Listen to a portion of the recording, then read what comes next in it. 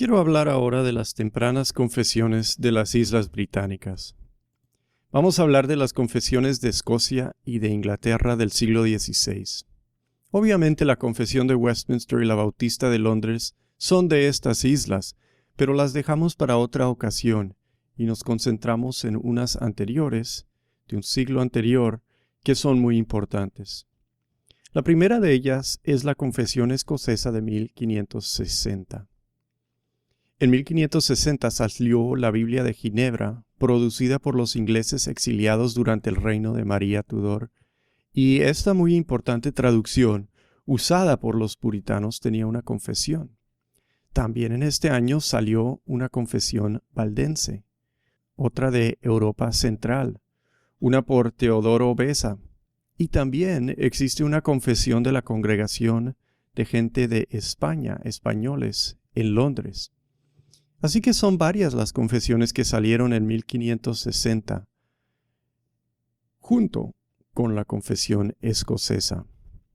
Claro, no vamos a mirar todas ellas porque no estamos mirando todas las confesiones que hay, pero solo algunas. Sí quiero notar aquí que esta segunda etapa de confesiones, que arranca un poco antes de 1560, pero realmente vemos muchas confesiones importantes en esa década, se debe a que están más establecidos los reformados en su doctrina.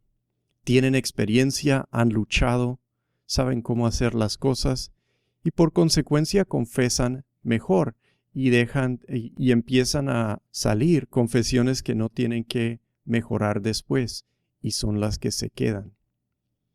Es igual a lo que pasa después con los bautistas, que aparecen en 1640 y hacen una primera confesión de fe en 1644. Esta después la amplían, obviamente basándose en la de Westminster, pero amplían su confesión original en 1677, aceptando esta confesión de 1677 cuando pueden legalmente hacer una asamblea general en 1689. Es decir, lo que hicieron después los bautistas es una recapitulación de lo que vemos en la segunda mitad del siglo XVI en las confesiones reformadas del continente y de las Islas Británicas. Las confesiones no solo pertenecen a un territorio, sino que ahora están moviéndose hacia la definición de una denominación protestante, y en eso culminan en el siglo XVII. Regresando a la confesión que queremos tratar, la escocesa, es en 1557 que la nobleza escocesa rompe con Roma. La reforma escocesa no fue impulsada por la corona de Escocia, como en Inglaterra lo fue. Fue impulsada a pesar de la corona por la nobleza. La corona escocesa era más débil y el país no tenía un gobierno tan centralizado como lo tenían otros. Seguía teniendo en ese momento una reina muy católica y una mujer muy adúltera, pero ella casi no tenía poder en su propio reino. Casi no era más que una mujer muy rica. Antes de que los nobles decidieran romper con Roma y cambiar la religión de su país, obviamente hubo quienes predicaran la reforma en Escocia. Estuvo un hombre llamado George Wishart, un hombre de parecer zwingliano, es decir, tomando de Zwinglio su teología, que fue ejecutado, lo quemaron en la hoguera en 1546. John Knox fue el guardaespaldas de Wishart, y es en esa capacidad, acompañante y defensor del gran mártir protestante, que entra John Knox a la historia. Cuando quemaron a Wishart, en retaliación algunos nobles mataron al cardenal Beaton.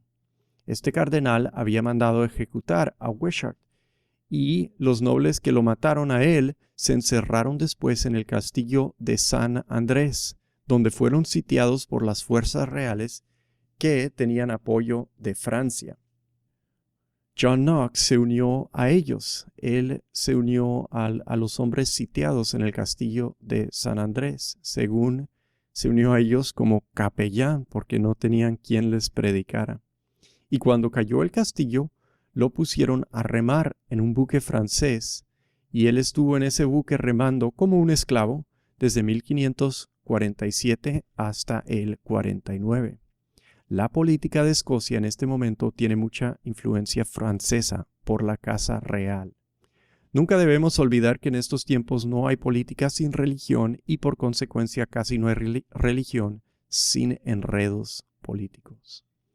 Knox, después de que sale de la esclavitud, arma problemas en Inglaterra, agita por la reforma ahí, debatiendo el tema de la adoración.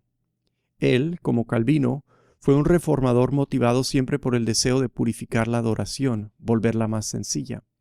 Parece que se vio como un profeta del Antiguo Testamento contra los reyes infieles del pueblo de Dios, solo que el pueblo de Dios era para él Escocia.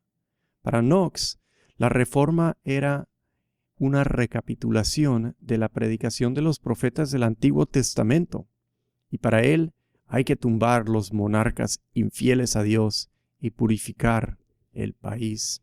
Y él fue muy distinto a otros en ese parecer, el parecer revolucionario. Knox huyó al continente durante el reinado de María Tudor en Inglaterra y llegó a Ginebra en un momento. Es aquí que escribe un libro en el cual condena que reinen mujeres, que hayan reinas, y lo publica en el momento que Elizabeth toma la corona inglesa como reina protestante.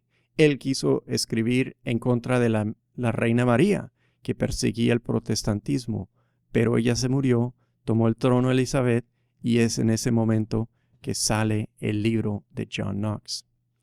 Y esto a él le hunde cualquier oportunidad de estar en Inglaterra, que es donde parece quería moverse, y por eso él regresa en vez a su país, a Escocia, en 1559. Toda esta historia de John Knox es necesaria porque él llegó a ser uno de los 6 escritores de la Confesión Escocesa de 1560 y la figura más dominante. Parece que él solo escribió la confesión básica en 4 días y después los demás revisaron lo que él propuso, ajustando la confesión. Todos los demás escritores se llamaban John o Juan, y es así que les llaman los 6 Juanes. Por tener influencia de John Knox, un hombre no muy delicado, obviamente capaz de aguantar gran sufrimiento físico y carente del don del tacto diplomático, es una confesión algo peleonera y fuerte. Escocia no era en este momento un lugar de gente tranquila de la clase media, sino que fue un lugar de clanes, de guerreros, de pasiones y de no muy amplia civilización. Era la frontera y quizás algo más allá de la frontera de Europa, con gente a veces bastante ruda. La confesión de 1560 siguió como la confesión de este país hasta 1647, cuando pusieron la confesión desarrollada en Inglaterra en Westminster, que es la confesión más conocida del presbiterianismo. Y obviamente esa confesión escocesa de 1560 es una confesión importante para el presbiterianismo también. ¿Qué podemos decir acerca de esta confesión? Podemos decir que es una confesión buscando no el acuerdo entre muchos países, pero sí buscando demostrar a una Inglaterra protestante que los poderosos de Escocia están de su lado también.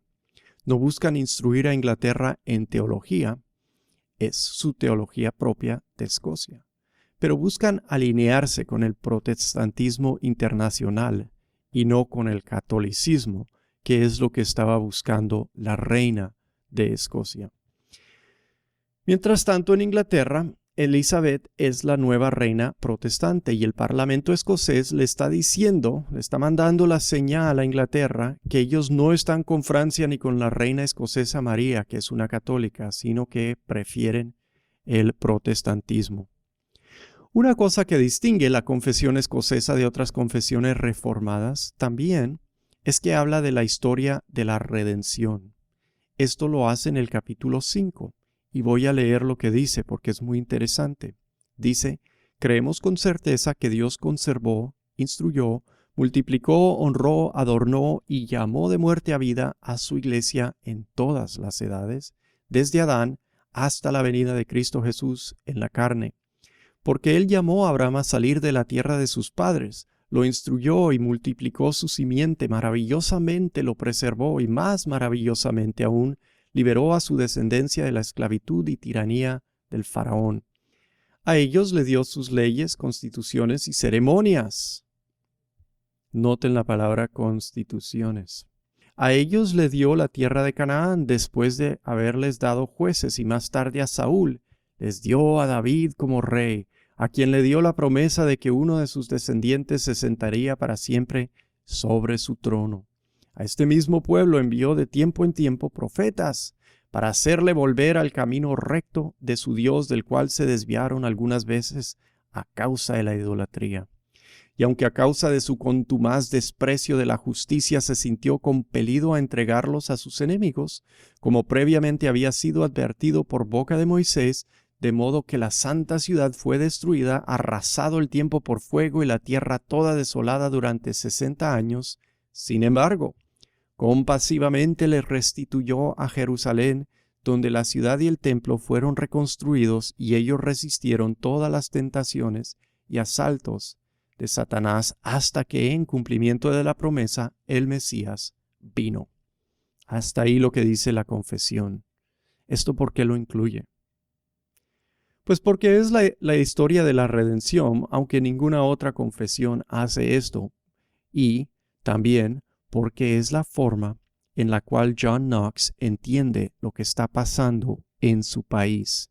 Es una buena forma de entender, leyendo nada más esta sección del capítulo 5, o quizás es todo el capítulo 5 de la Confesión Escocesa, la Reforma Escocesa.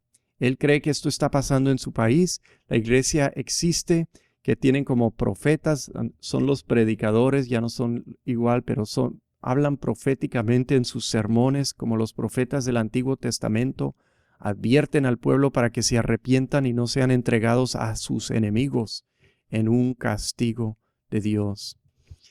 Recordemos que para este país esto representa protección porque no tienen mucha población, y son vulnerables a otros poderes mundiales, y por eso tienen que formular siempre su política en relación o a Francia o a Inglaterra, porque son los que tienen ejércitos más cercanos a ellos y se tienen que llevar. Esta situación da urgencia al llamado de obedecer a Dios y conformarse a su voluntad en cuanto a la adoración y la sana doctrina, si se hace en el contexto de, pues si lo hacemos nos va bien como país, y si no lo hacemos, ¿qué nos va a pasar? Esto lo hace la confesión. También podemos identificar algunas marcas que distinguen esta confesión en cuanto a la enseñanza sobre la Santa Cena. En el tema controversial de este siglo de la Santa Cena, esta confesión es más cercana al luteranismo, apartándose específicamente del parecer asociado con Zwinglio. Es algo extraño para nosotros, creo, así que lo quiero examinar. Miremos algo de lo que dicen en el capítulo 21 de la Confesión Escocesa, que dice: así como los padres bajo la ley, además de los sacrificios, tenían dos sacramentos principales, esto es, la circuncisión y la Pascua, y quienes los rechazaban no eran reconocidos como parte del pueblo de Dios, nosotros reconocemos y confesamos que ahora en el tiempo del Evangelio tenemos dos sacramentos principales, los únicos instituidos por el Señor Jesús y ordenados para ser practicados por todos aquellos que serán contados como miembros de su cuerpo, esto es, el bautismo y la Santa Cena o la Mesa del Señor, también llamada la comunión de su cuerpo y su sangre. Bueno, ahí podemos notar que de toda la ceremonia del Antiguo Testamento escogen dos para ser paralelas a las del Nuevo Testamento. Para mí y para muchos de nosotros bautistas esto casi no es lógico. O sea, el Antiguo Testamento tiene muchas ceremonias. Aislar dos para ser paralelas con el Nuevo Testamento me parece algo tendencioso. Pero eso no es el parecer, obviamente, de todos. Y eso otra vez demuestra el parecer de Knox, que está viviendo en una situación que él ve como una recapitulación del Antiguo Testamento, del reino del Antiguo Testamento en su día con la Reforma. Seguimos con lo que dice la confesión porque hay más que ver. Dice: estos sacramentos, ambos del Antiguo y Nuevo Testamentos, fueron instituidos por Dios, no solo para hacer una distinción visible entre su pueblo y aquellos que estaban fuera del pacto, sino para fortalecer la fe de sus hijos y, por la participación de estos en los sacramentos, sellar en sus corazones la seguridad de su promesa y esa más bendita conjunción, unión y asociación que los elegidos tienen con su cabeza, Cristo Jesús. Bueno, ahí notemos que el propósito no es meramente externo en el Antiguo Testamento, sino también interno para fortalecer la fe del pueblo de Dios y sellar tanto la seguridad de la promesa como la unión que gozan con Cristo. Y él sigue diciendo en la confesión, no que imaginemos que ocurre una transustanciación del pan en el cuerpo de Cristo y del vino en su sangre natural, tal como los romanistas han enseñado perniciosamente y falsamente creído. Pero esta unión y conjunción que tenemos con el cuerpo y la sangre de Cristo en la celebración apropiada de los sacramentos es forjada por medio del Espíritu Santo, quien por medio de una fe verdadera nos lleva por sobre todas las cosas visibles, carnales y terrenales, y nos alimenta con el cuerpo destrozado y la sangre derramada de Cristo Jesús, una sola vez por nosotros, quien está ahora en el cielo y es nuestro abogado ante el Padre. A pesar de la distancia entre su cuerpo glorificado en el cielo y nosotros los mortales en la tierra, debemos creer con toda seguridad que el pan que partimos es la comunión del cuerpo de Cristo y la copa que bendecimos es la comunión de su sangre. Así confesamos y creemos sin duda alguna que los fieles al hacer un correcto uso de la mesa del Señor comen el cuerpo y beben la sangre del Señor Jesús en forma tal que Él permanece en ellos y ellos en Él, y son hechos carne de su carne y hueso de su hueso, de tal manera que, así como la deidad eterna ha dado a la carne de Cristo Jesús, la cual por naturaleza era corruptible y mortal, vida e inmortalidad, así también, comiendo y bebiendo de la carne de Cristo Jesús, hace lo mismo por nosotros. Reconocemos que esto no se nos da en el momento, ni por el poder, ni la virtud de los sacramentos solamente, sino que afirmamos que los fieles, en el uso apropiado de la mesa del Señor, logran tal unión con Cristo Jesús que el ser humano natural no puede comprender. Más aún afirmamos que aunque los fieles impedidos por su negligencia y debilidad no benefician tanto como debieran en el momento mismo de la cena, sin embargo, posteriormente ésta dará fruto, siendo semilla viva, plantada en buena tierra, porque el Espíritu Santo, que nunca puede ser separado de la correcta institución del Señor Jesús, no privará a los fieles del fruto de esta mística acción. Todo esto, sin embargo, únicamente hace que el sacramento sea eficaz en nosotros. Por lo tanto, si alguien nos calumnia diciendo que afirmamos o creemos que los sacramentos son símbolos y nada más, son difamadores y niegan los hechos escuetos. Esa es una larga lectura, pero nos dice mucho y nos dice muy plenamente lo que ellos creían acerca de la Santa Cena, y me parece muy interesante. Si te interesa esta controversia, te recomiendo que busques esta confesión en el internet y mira ese capítulo 21, que es difícil entender el detalle cuando uno lo escucha y no lo lee por sí mismo, ¿verdad? Es bueno analizarlo uno mismo. Existen muchos puntos teológicos ahí que se pueden explorar, que nosotros no vamos a hacer, pero está muy cerca de Lutero y se quieren distanciar de Zwinglio en su parecer, y es muy interesante lo que hacen ahí. La confesión escocesa también se distingue en cuanto a las marcas de una iglesia sana. Otros reconocían solo la predicación y la administración de los sacramentos. Lo vimos con la confesión de Augsburgo. La confesión escocesa no solo reconoce la predicación y la administración de los sacramentos, sino que también reconoce como una marca de una iglesia verdadera la disciplina.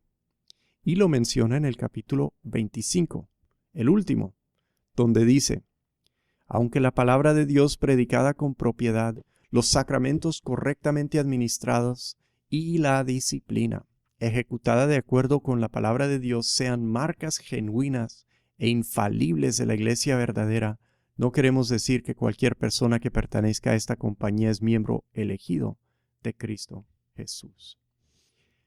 Y entonces así ellos muestran cómo marcan una iglesia verdadera en un tiempo cuando se tienen que trazar esas líneas porque se están reformando. Están diciendo la iglesia de Roma, pues hay que apartarse, no es verdadera. ¿Cómo reconocemos entonces la verdadera iglesia? Y así lo hacen. Lo último que quiero notar es que su posición, la posición de la confesión ante el magistrado, es algo ambigua. Los reformadores no fueron revolucionarios, por lo menos los reformadores que les llamamos magistrales, nunca lo fueron. Lutero, Calvino, Bucer, Cranmer. Los revolucionarios fueron los anabaptistas y otros radicales, algunos de los cuales sí trataron de tumbar el gobierno, otros quisieron ignorar el gobierno legítimo. Los reformadores no creían que la Biblia permitiese una revolución en contra del gobierno, es decir, toda resistencia al gobierno debe ser pasiva, no violenta, y por medios políticos, y no por medios de guerra o rebelión con armas. Esto, entiendo, es el parecer de Calvino, y la mayoría le apoya. La confesión escocesa apoya esto en la mayor parte, pero también sabemos que a John Knox le gustaba la idea de una revolución contra un gobierno que no apoyaba la ley de Dios. Y se pueden leer secciones de los capítulos 13 y 14 que apoyan resistencia violenta a un gobierno que no se acata a la ley de Dios. Bueno, así concluye la confesión escocesa con esta citación de algo que dice que es en el espíritu del Antiguo Testamento, que me parece en el espíritu del Antiguo Testamento y de John Knox, que dice: levántate, oh Dios, y confunde a tus enemigos, que huyan de tu presencia los que odian tu divino nombre. Da a tus siervos poder para predicar tu palabra con valentía, y que todas las naciones se adhieran al verdadero conocimiento tuyo. Hasta ahí la confesión escocesa. Hablemos ahora de los 39 artículos de la Iglesia anglicana. Una persona muy diferente a John Knox fue el tímido docente Thomas Cranmer. Esto es reflejado en los artículos de religión de la Iglesia anglicana. No tienen el fuego ni la pelea del documento de John Knox. ¿Cuál es la historia de los 39 artículos de 1562? Esto comienza en 1536 con dos facciones tirando en dos direcciones bajo Enrique VIII, los que querían independencia del Papa nada más, es decir, ser católicos bajo su rey y no bajo una potestad ajena, y por el otro los que querían aprovechar lo que estaba haciendo Enrique VIII para reformar su iglesia más en dirección luterana. Estos 10 artículos de 1536 no tienen mucha reforma. Meten un poquito de luteranismo, pero no quitan mucho catolicismo. Son una reflexión de la reforma que se pudo bajo Enrique el VIII, que no era más que apartarse casi de Roma y poner al rey como gobernador de la iglesia. Solo que sí demuestra la personalidad de Cranmer poco a poco, como se presente la oportunidad con documentos y procesos legales, él aprovecha para incrementalmente mover en la dirección de la reforma la iglesia anglicana. El segundo paso de la historia de los 39 artículos nos llega al fin del reino de Eduardo el VI. Eduardo el VI es cuando realmente pudo avanzar más rápidamente la reforma en Inglaterra. Cranmer fue el arzobispo y publicó el libro común de la oración y lo actualizó unos años después, creo en 1552. Y este libro moldearía la iglesia anglicana de ahí en adelante. Cranmer también escribió los 42 artículos que se aceptaron en 1553 al estar a punto de morirse el rey Eduardo de tuberculosis.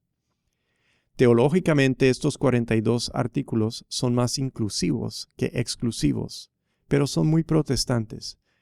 Aunque no definen con nítida claridad, buscan recoger bajo una confesión demasiados y a veces usando idioma ambiguos.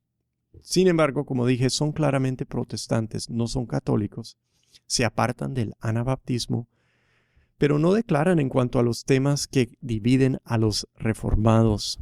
No era el carácter de Cranmer definir cuando no lo tenía que hacer. No era como John Knox, que le gustaba la confrontación y buscaba el debate y la lucha para aclarar posiciones. Cranmer buscaba operar con tranquilidad y sin conmoción. El tercer paso de la historia de los 39 artículos ya viene en el reinado protestante de Elizabeth. Elizabeth buscaba consolidar su poder. Necesitaba bajo sí un país unido. No quería jalar para ningún extremo y así su idea de la iglesia anglicana fue una moderada. Acabaron con 38 artículos porque el artículo 29 lo sacó la reina por no ofender a los católicos demasiado. Entonces originalmente tomaron los 42 y los volvieron 38. Pero en 1571 incluyeron otra vez el 29 y adoptaron 39, los 39 que son los que hoy tenemos. Este número 29 trata de la Santa Cena y la situación política, pues antes no permitía que hablasen tanto de ello porque necesitaban incluir más católicos. Y cuando se vio que no se tenían que preocupar de ofender a ningún católico, incluyeron el artículo 29. Obviamente se hicieron ajustes a los 42. Cosas no mencionadas se agregaron. Por ejemplo, el Espíritu Santo no lo mencionaron en los 42 artículos, lo agregaron en los 39. Y cosas mencionadas obviamente se omitieron porque quedaron con menos artículos. Fulminaciones contra los anabaptistas, por ejemplo, ya no era tan importante en los 39 artículos. Lo que son estos 39 artículos finales es una confesión reformada, pero obviamente no satisfacía a los elementos más radicales, los puritanos, que querían volver el documento uno más específico, menos inclusivo en sus generalidades y más exclusivo en sus particularidades. Es por esto que se llamó después una asamblea en Westminster para revisar estos 39 artículos, ya que daban demasiado lugar en el pensamiento puritano a los elementos del catolicismo medieval. ¿Qué dicen los 39 artículos? El primer artículo tiene lenguaje parecido al de la Confesión Bautista y supongo que la Confesión de Westminster fue la que primero la copió. Se destaca por mencionar la simpleza o simplicidad divina, aunque nuestra traducción oculta algo de ello. Dice: solo hay un Dios vivo y verdadero, eterno, sin cuerpo, miembros o pasiones. La palabra traducida miembro es en realidad la palabra partes, y es más obvio que se dirige hacia la simpleza divina si decimos partes. Dios no tiene partes, no es compuesto, es un ser simple. Yo no he visto mención de la simpleza divina en otras confesiones hasta el momento, antes de esto. Sí la habrá en la confesión galiciana. Pero esto es parte de lo que retuvieron en los 39 de los 42 artículos de 1553. Así que parece originar, este idioma parece originar en Cranmer. El sexto artículo nos habla de la Biblia.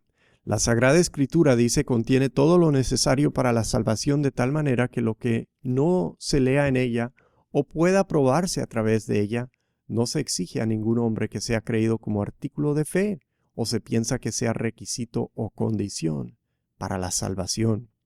Y ahí está el principio protestante.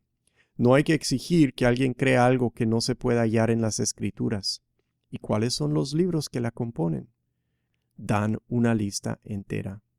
En este artículo también tratan la lista de cuáles son los libros del canon, que parece es algo que tomaron de una confesión luterana presentada al Concilio de Trento.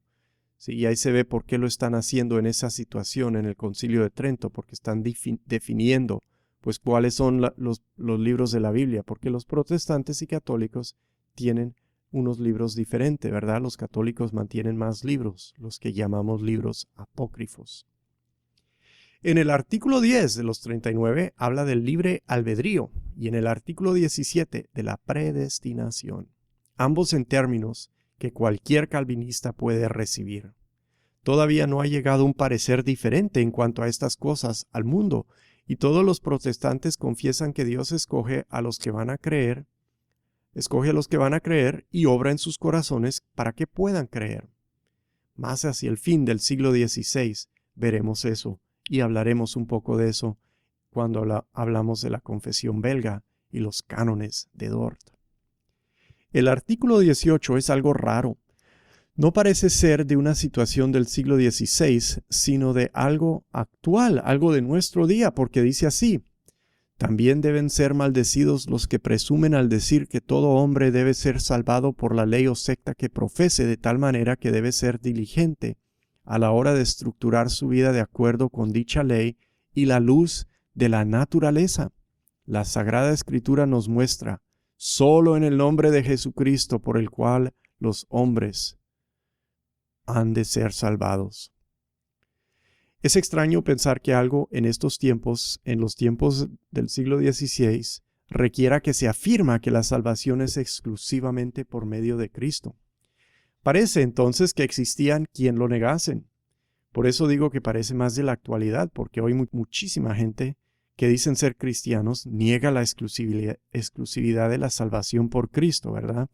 Pero esta confesión afirma solo por Cristo desde el siglo XVI. Para algunos sectores del anglicanismo actual, este es un artículo en el cual invierten mucho ingenio para interpretarlo de tal forma que ya no diga lo que claramente dice. El artículo 20 es uno que define algo muy importante. Dice así del artículo 20, los 39. La Iglesia tiene poder para decretar los ritos o ceremonias, así como autoridad en las controversias de la fe. Y sin embargo, no es legítimo que la Iglesia ordene cualquier cosa contraria a la palabra escrita de Dios, ni que expanda una parte de la Escritura que pueda resultar repugnante a otra. Por lo cual, aunque la Iglesia sea testigo y guardián de los textos sagrados, y aunque no deba decretar nada en contra de ellos, tampoco estos deberían hacer cumplir nada que se pueda creer como necesidad para la salvación. Al contrario, con la práctica reformada y el parecer puritano, aquí dicen los artículos que sí es posible que la Iglesia decrete ritos y ceremonias siempre y cuando no hagan una contradicción con la Biblia. Esa es igual a la posición luterana y la llamamos el principio normativo de la adoración. La otra posición se le llama el principio regulatorio de la adoración. Y la diferencia es que el principio normativo permite agregar a la norma de la Escritura en cuanto a lo que se hace en la adoración, mientras el principio regulatorio dice que la Biblia tiene que mandarlo para poderlo incorporar, mandarlo directamente para poderlo incorporar en la adoración.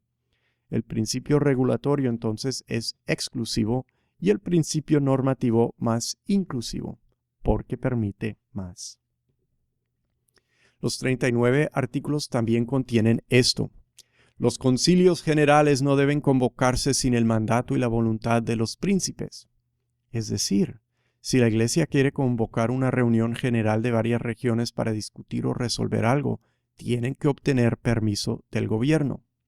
Nos parece a nosotros muy extraño que ellos digan así, pero en esos tiempos, en medio de las guerras de religión, en una situación en la cual no había política sin religión ni religión sin consecuencias políticas, se entiende. Estos son los artículos de la religión de la Iglesia de Inglaterra, recordemos, porque el Parlamento los aprobó y la reina Elizabeth los aceptó. Y así es que llegaron a ser vigentes. El artículo 22 repudia mucho de la religión medieval, diciendo: la doctrina romana concerniente al purgatorio, al perdón, al culto y a la adoración junto con las imágenes y las reliquias, y también a la invocación de los santos, conforma una afición vanamente inventada, que no se basa en una garantía de las Escrituras, sino que es más bien repugnante a la palabra de Dios. Y también, saltando al artículo 24, dicen: algo claramente repugnante a la palabra de Dios y a la costumbre de la iglesia primitiva es rezar públicamente en la iglesia o administrar los sacramentos en un lenguaje incomprensible. Este es el impacto de Wycliffe y de Tyndale, hecho ley después de todos estos años. Y es el espíritu del protestantismo que vimos en el razonamiento sobre artículos fundamentales que nos dio Witsius. En la iglesia tenemos que hacer lo que los hermanos puedan entender, en el idioma de la gente para que entiendan y así aprovechan. El rito y el misterio medieval, el latín y toda la ceremonia, están diciendo los protestantes en estos artículos, no es suficiente. Hay que entender, tenemos que captar el significado de lo que se hace, así que hay que hacerlo en una forma que se entienda y que esté basada en la Biblia. Dice de la Santa Cena, este punto tan controversial: el cuerpo de Cristo se da, recibe y come en la cena solo de manera celeste y espiritual, y el medio por el cual el cuerpo de Cristo se recibe y come en la cena es la fe. Es decir, niegan la presencia local del cuerpo y sangre y afirman en general la posición de Calvino que los símbolos son instrumentos de la recepción espiritual de las promesas de Dios, pero vemos que no especifican como lo hace la confesión escocesa. Terminamos con lo que, aunque no es lo último, sino lo antepenúltimo, viene en el interesante artículo 37. Dice: Su Majestad la Reina tiene el poder supremo en este reino de Inglaterra y en todos otros dominios suyos, a los cuales el gobierno supremo de todos los estados de este reino, sean eclesiásticos o civiles, y en todas las causas pertenece y no es o debería estar sujeto a ninguna jurisdicción extranjera. Ese es un artículo muy inglés. Y continúa diciendo: donde atribuimos a Su Majestad la Reina el gobierno supremo, por cuyos títulos entendemos que las mentes de algunas personas difamatorias pueden ser ofendidas, no concedemos a nuestros príncipes el ministerio bien de la palabra de Dios o de los sacramentos, de lo cual los mandatos recientemente planteados por Isabel nuestra Reina testifican claramente. Pero solo esa prerrogativa, que estimamos que Dios le ha dado siempre a todos los príncipes piadosos en las Sagradas Escrituras, es decir, que ellos deberían gobernar a todos los estados y clases que Dios les ha recomendado, y sean eclesiásticos o temporales, y limitar con la espada civil a los obstinados y perversos. Esa es su visión de un reino cristiano. Ellos dicen, debemos tener reyes cristianos. Eso es un tema, pues obviamente, que después nosotros procesamos en forma distinta, pero eso refleja su momento. Así llegamos al fin. Los 39 artículos son distintamente ingleses, aunque hoy día el anglicanismo fiel y ortodoxo, irónicamente, suele ser fuerte afuera de Inglaterra, aunque hay gente fiel también en Inglaterra. Bueno, hasta ahí el estudio de estas tempranas confesiones de las Islas Británicas.